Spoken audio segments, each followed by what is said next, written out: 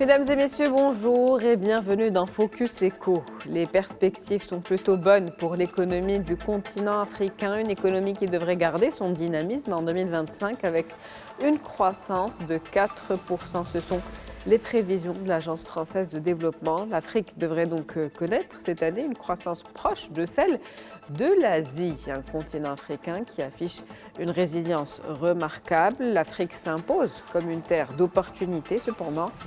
Certains risques persistent. La dette reste un gros point de vigilance. L'Afrique, un continent aux économies diversifiées, quels sont les principaux moteurs de croissance attendus? Quels sont les risques liés à l'endettement des pays africains? Réponse dans ce Focus Eco avec Hicham Hafid. Vous êtes professeur-chercheur à l'Université Mohamed V de Rabat. C'est un plaisir de vous avoir avec nous.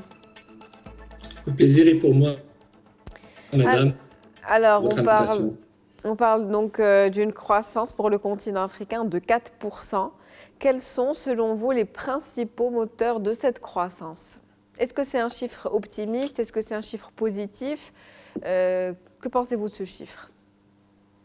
Bien sûr, c'est un chiffre positif dans la mesure où cette croissance est dite en quelque sorte sur le point théorique, c'est une croissance extensive, dans la mesure où elle est tirée principalement par l'exploitation des ressources naturelles, notamment le pétrole, le gaz, certains produits minéraux et des produits agricoles. Elle est tirée également par la demande, croissance, une dynamique démographique, notamment l'émergence d'une classe moyenne qui devient de plus en plus avide de consommation. Donc c'est une croissance bien évidemment positive, importante, mais elle est bien évidemment, elle n'est pas résiliente. Elle ne permet pas à l'Afrique d'être résiliente face aux chocs internes et externes, notamment les chocs de l'offre et de la demande étrangère qui impactent négativement la croissance économique en Afrique.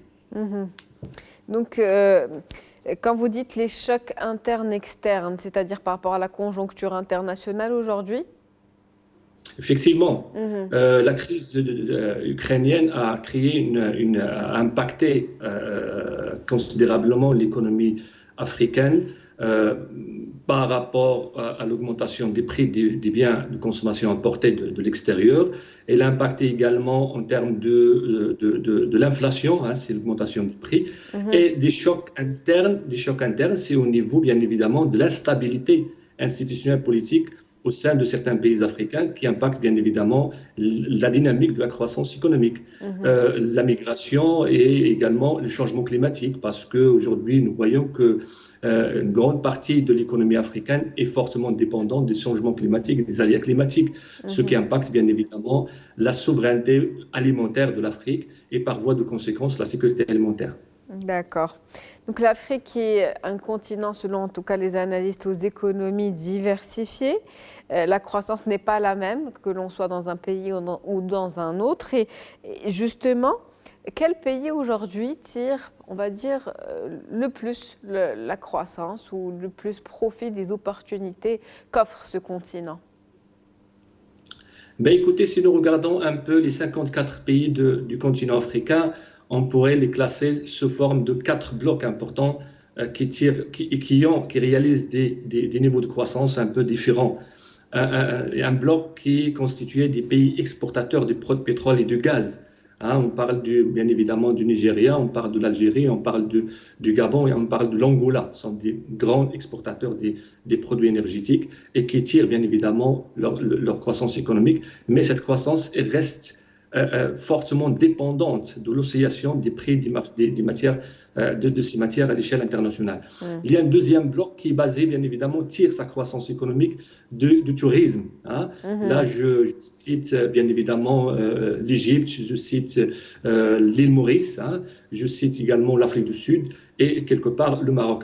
Il y a un autre bloc de pays qui, bien évidemment, tire sa croissance économique de la diversification économique. Et là, j'en parle bien évidemment de certains secteurs qui sont devenus bien évidemment des producteurs d'emplois et de créateurs de richesses, notamment l'industrie automobile, l'aéronautique.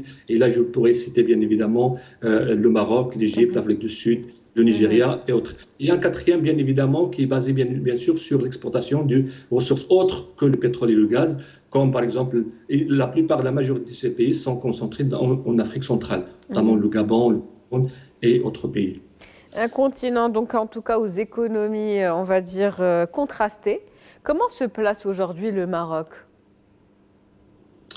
Le Maroc, bien sûr, se trouve aujourd'hui dans une situation, on va dire, par rapport aux autres pays africains, dans une situation un peu confortable parce que depuis les années 2000 jusqu'à aujourd'hui, a pu travailler sur la diversification des partenaires et la diversification de sa structure productive.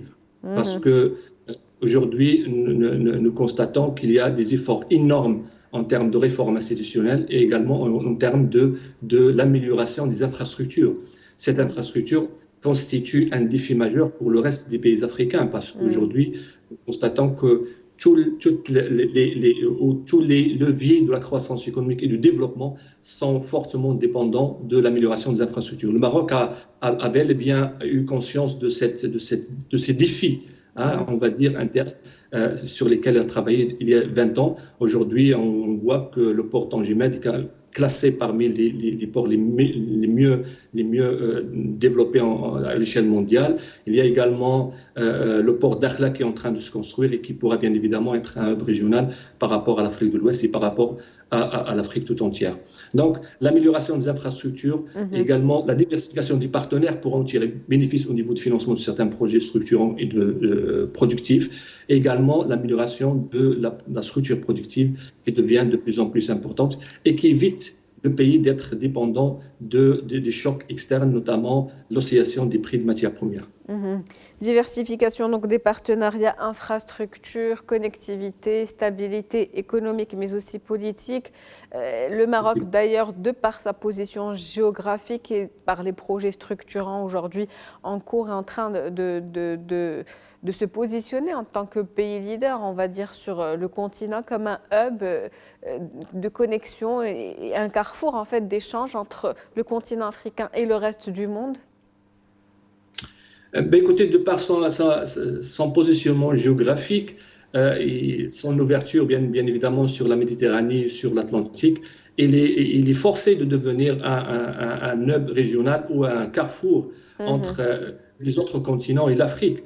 Et de par également sa politique africaine qui s'est développée depuis les années 2000, qui aujourd'hui constitue un levier important en Afrique elle-même, et aussi un catalyseur de développement entre les autres continents. Et là, je parle de l'Amérique latine, je parle de l'Amérique du Nord, et je parle également de l'Europe, parce que de par son positionnement géographique, de par sa confiance, sa crédibilité, sa confiance dans les institutions, je pourrais dire que le Maroc est bel et bien positionné aujourd'hui dans le cadre de l'attraction des IDE qui investissent d'abord au Maroc pour bien évidemment contribuer à la croissance économique et pour dynamiser l'économie du Maroc et par voie de conséquence mettre à disposition ces accumulations de savoir-faire et d'investissement à la disposition du continent africain, notamment de l'Afrique de l'Ouest centrale, pour pouvoir bien évidemment faire face aux défis internes et externes. Défi, bien sûr, aujourd'hui, l'Afrique qui face à l'opérationnalisation de la ZLECAf, qui constitue bien évidemment un levier important pour encourager le commerce intra-africain et pour également réaliser des économies d'échelle. Mais face également à un changement climatique, parce que si nous regardons un peu les statistiques fournies par la FAO, le rendement agricole de certains produits stratégiques considérés comme étant stratégiques par la FAO est très faible par rapport aux autres continents. Je donne juste un chiffre. Si nous regardons par exemple le rendement de l'Afrique par rapport en termes de céréales, et là je cite 3 produits importants, à savoir le riz, le blé et le maïs, et il est très faible par rapport à la moyenne mondiale. Il est de 1400 kg par hectare, alors que la moyenne mondiale est de 4700 kg par hectare. Donc aujourd'hui, je pense que l'expérience marocaine en termes et surtout le rôle de l'OCP dans l'amélioration de la productivité et de rendement agricole pourra bien évidemment être un levier de développement, surtout pour faire face à la sécurité alimentaire en Afrique. Le modèle donc marocain, un modèle à suivre, un modèle qui pourrait être peut-être exporté dans les autres pays du continent avec un échange de savoir-faire, un partage d'expériences, des perspectives économique, on l'a dit, pour le continent positive, 4% de croissance, mais seul bémol, on parle aujourd'hui d'un défi qui est celui de la dette. Je le disais déjà en préambule, la dette qui reste un point de vigilance. Quels sont les risques liés à l'endettement des pays africains et comment ces risques pourraient-ils impacter justement les perspectives de croissance à long terme du continent? Écoutez, si nous regardons un peu les défis auxquels fait face le continent africain, c'est le financement. Parce qu'aujourd'hui, face à la ZLECA, face également à l'amélioration des infrastructures, pour faciliter les échanges entre les nations, donc il devrait investir massivement dans les infrastructures. Ces infrastructures demandent des financements colossaux. Si nous regardons un peu le financement, la dette, presque du 70% du financement de la richesse de l'Afrique se constitue de la dette. De la dette. Ça constitue un véritable défi pour le développement et pour également la dynamique économique de l'Afrique. D'autant plus qu'aujourd'hui, l'Afrique se trouve face à ce qu'on vient de dire, défi de la puissance, la rivalité des puissances étrangères, la rivalité des puissances étrangères pour l'exploitation massive des ressources naturelles. Mais je pense que les pays africains doivent réfléchir pour pouvoir bien évidemment tirer bénéfice de cette diversification des partenaires en Afrique et de cette rivalité économique en termes de financement. La diversification des sources de financement pourrait être un levier important pour le financement des infrastructures et pour le financement de certains projets structurants, notamment l'éducation, le système éducatif, l'éducation, la formation, pour maximiser les capacités productives du continent africain. Parce qu'aujourd'hui, si nous regardons un peu, l'Afrique, depuis l'indépendance de tous les pays, a essayé toutes les recettes fournies par les instances internationales, malheureusement, n'a pas connu un décollage économique. Et le problème ne réside pas dans la libéralisation ou dans l'ouverture de certains pays, mais réside dans le renforcement des capacités productives. Et là, si on peut parler des capacités productives, on a bien évidemment le capital humain, on a les institutions, l'amélioration des institutions, on a bien évidemment les infrastructures et on a la technologie. Comment pouvons créer ou élaborer des systèmes ou un capital humain qui est capable d'absorber la transfert technologique. Et ça, l'amélioration de ces capacités productives nécessite des financements extrêmement importants. Et l'Afrique se trouve également devant le défi de la diversification de partenaires, de l'endettement, et aussi l'opportunité de tirer bénéfice de cette diversification dans le cadre du financement. Trouver donc des solutions, en tout cas africaines, qui soient adaptées aux besoins du continent et puis tirer parti aussi de l'atout de l'Afrique qui est sa jeunesse. Merci à vous, Monsieur Hicham Hafid. Je rappelle que vous êtes professeur-chercheur à l'Université Mohamed V de Rabat. C'était un plaisir de vous avoir avec nous aujourd'hui dans ce Focus Eco. Le plaisir est pour moi, madame. Merci. C'est la fin de Focus Eco pour aujourd'hui. On se retrouve demain avec un nouvel invité, nouveau sujet. Très bonne journée.